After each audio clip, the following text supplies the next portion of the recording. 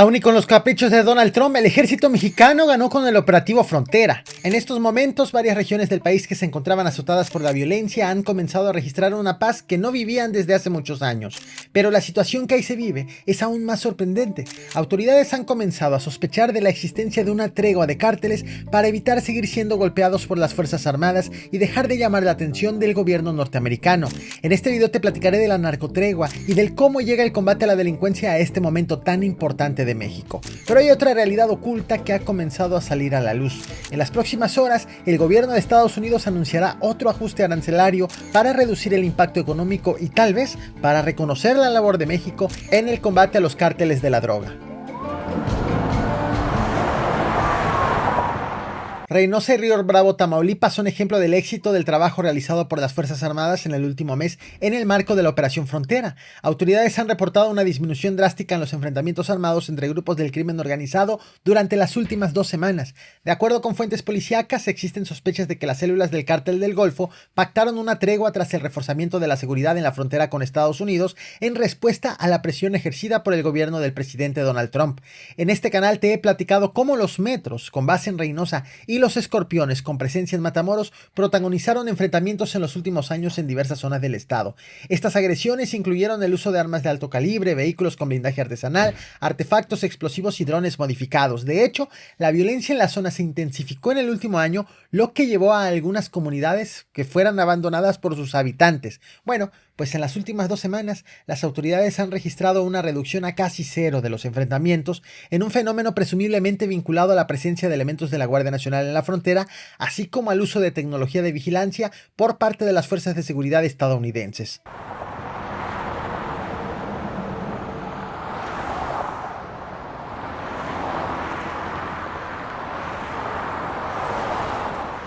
La vigilancia en la frontera sufrió un reforzamiento doble en los últimos días. El gobierno de Tamaulipas confirmó el despliegue de un operativo especial de seguridad en la región, derivado de la reciente extradición de 29 personas a Estados Unidos, entre las que se incluyen líderes de organizaciones criminales. Entre los extraditados estaban figuras como Rafael Caro Quintero, así como Miguel Ángel y Omar Treviño Morales, conocidos como Z40 y Z42, identificados como exlíderes del grupo delictivo de los Zetas. Inicialmente, las autoridades consideraron que podría haber un brote de violencia derivado de las extradiciones. Sin embargo, el efecto fue totalmente contrario. El secretario de Gobierno estatal, Héctor Joel Villegas, informó que no registraron incidentes violentos. Lo cierto es que ante el temor a brotes de violencia, las autoridades estatales y federales desplegaron aproximadamente 1,000 efectivos en la frontera de Tamaulipas, abarcando ciudades como Matamoros y Nuevo Laredo. En respuesta, llegó la tranquilidad al estado. Los delincuentes no protestaron ante lo que muchos creen que es una tregua para evitar más embates de los gobiernos, principalmente ahora que Estados Unidos los declaró como grupos terroristas.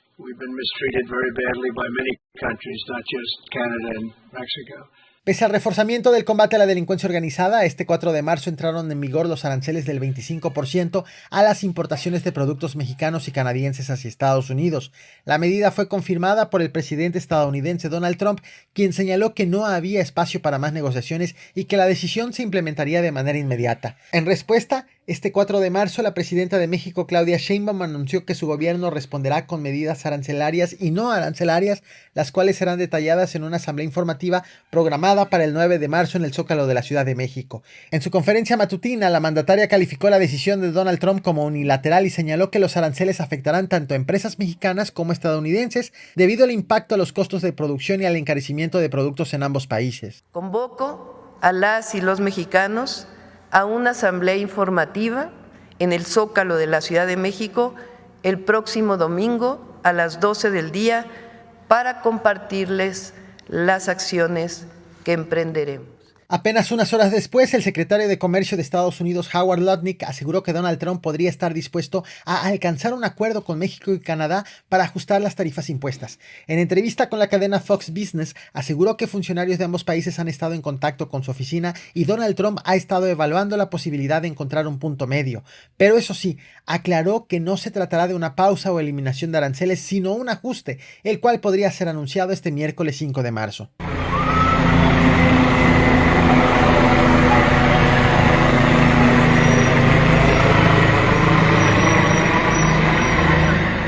Mientras esto ocurre en Estados Unidos, en México el combate a la delincuencia organizada no para. En las últimas horas, las autoridades de Guanajuato informaron sobre la detención de 25 presuntos integrantes de una red de extorsionadores que operaban en diversos municipios del estado. Según detallaron, todo comenzó el 4 de enero cuando un comerciante de Irapuato denunció haber recibido amenazas escritas donde le exigían comunicarse a un número telefónico para entregar dinero a cambio de protección. Más tarde, las autoridades recibieron denuncias similares, tras lo cual rastrearon el número de los delincuentes y hasta que lograron detenerlos. En un primer operativo, las autoridades detuvieron a Gerardo Antonio alias El Chucky, señalado de ser uno de los principales operadores del grupo. Con él cayó Eduardo, otro integrante de la banda. Más tarde llegaron los cateos hechos en operativos simultáneos en Irapuato, León, San Francisco del Rincón y Celaya, en donde fueron detenidas 17 personas más. Allí también aseguraron 22 inmuebles, 5 vehículos, 2 armas de fuego, cientos de municiones, cargadores, equipos de telefonía, drogas y dinero en efectivo. Días más tarde fue detenido el líder del grupo, quien fue identificado como Ernesto Ulises. Con él también fueron capturadas 2 personas más. Y días después, en un operativo especial en la colonia Villas del Romeral de Celaya, se logró la captura de Brian José, identificado como el negociador principal de la red, así como otras 2 mujeres. En las últimas horas, las autoridades informaron que los 25 detenidos ya fueron vinculados a proceso por el delito de extorsión. Este video corresponde a la detención de otra persona relevante. Él es Abraham Oseguera Cervantes, alias Don Rodo, hermano del líder del cártel Jalisco Nueva Generación, Nemesio Oseguera Cervantes, el Mencho. Don Rodo fue detenido el 28 de febrero en Tonaya, Jalisco, junto con 3 de sus presuntos cómplices. De acuerdo con la Fiscalía General de la República, en el operativo le aseguraron armas de fuego y droga. El informe policíaco señala que la Guardia Nacional localizó a un hombre armado con un fusil, aparentemente vigilando un inmueble. Al intervenir, los agentes detuvieron a Don Rodo y a otros 2 acompañantes. Las imágenes que te he compartido corresponden a la primera detención del hermano del Mencho. De hecho, en este canal te platiqué oportunamente de la primera captura, ocurrida en abril del 2024 en Autlán de Navarro, Jalisco. En aquella ocasión fue acusado de delitos contra la salud y portación de armas de fuego. Sin embargo, fue liberado 9 días después debido a que quienes lo detuvieron hicieron declaraciones falsas ante el juez. Sin embargo, en esta ocasión no se repitió la historia, pues este 3 de marzo un juez federal dictó prisión preventiva oficiosa a Abraham Oseguera debido a que consideró que hay un alto riesgo de fuga, además de que acreditó como legal la detención. Actualmente, Don Rodo se encuentra recluido en el penal de máxima seguridad del Altiplano en el Estado de México, mientras se define su situación legal. Es correcto, fue detenido por el ejército mexicano, pero de eso daremos detalles más adelante cuando ya haya concluido el proceso en la Fiscalía General de la República. Muchas gracias. Sinaloa es otra de las entidades con grandes golpes a la delincuencia organizada. En la Sindicatura del Recodo en Mazatlán, elementos del ejército mexicano, la Marina y la Guardia Nacional aseguraron 5 camionetas a la delincuencia organizada durante un operativo realizado el 2 de marzo. En esa ocasión, los delincuentes lograron darse la fuga entre la maleza. En otro operativo realizado en Mazatlán y Elota, fuerzas militares y la Fiscalía General de la República aseguraron 5 vehículos, 12 armas largas, una subametralladora, cargadores, municiones y una granada de fragmentación. En Culiacán, operativos de la Secretaría de la Defensa Nacional acabaron en las detenciones de 4 personas y el aseguramiento de 9 armas, 3 vehículos y el retiro de 30 cámaras de videovigilancia instaladas por delincuentes. En otra intervención en la Sindicatura de Costa Rica, elementos de la Policía Estatal aseguraron una camioneta con reporte de robo, la cual tenía un fusil, cargadores y chalecos tácticos en su interior. Este 2 de marzo también fueron reportados enfrentamientos entre grupos armados en 3 localidades del municipio de Elota, Potrerillos del Norote, Pueblo Nuevo y El Bolillo. Según los reportes, las balaceras se extendieron por más de 2 horas. Tras los enfrentamientos en Potrerillos del Norote, las autoridades localizaron el cuerpo de un hombre decapitado, cuyo torso fue colgado en el arco de bienvenida de la comunidad. También fue encontrado un vehículo con blindaje artesanal. En El Bolillo fueron hallados 6 cadáveres. Según autoridades, algunas de las víctimas podrían haber pertenecido a la facción de la Chapiza, mientras que otra persona, identificada con pantalón negro y camisa clara, sería integrante de la Malliza. Es decir, este enfrentamiento fue entre la Chapiza contra la Malliza. En Pueblo Nuevo no se reportaron víctimas mortales, pero fueron incendiadas 3 casas y algunos vehículos. Tras los enfrentamientos en Elota, elementos de la Secretaría de Marina realizaron patrullajes y encontraron explosivos de fabricación casera, en tanto que policías estatales detuvieron a un hombre armado.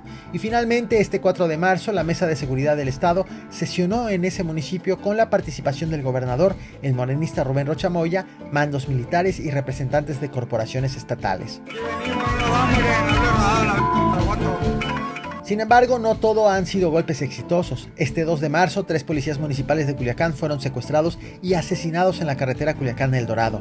De acuerdo con los reportes, los oficiales desaparecieron el 1 de marzo mientras atendían un reporte en la Sindicatura de Costa Rica. Testigos señalaron que un grupo de 20 delincuentes armados los privó de la libertad. Las autoridades localizaron la patrulla en la que se transportaban los policías, pero fue hasta el 2 de marzo cuando sus cuerpos fueron hallados en la carretera Culiacán-El Dorado.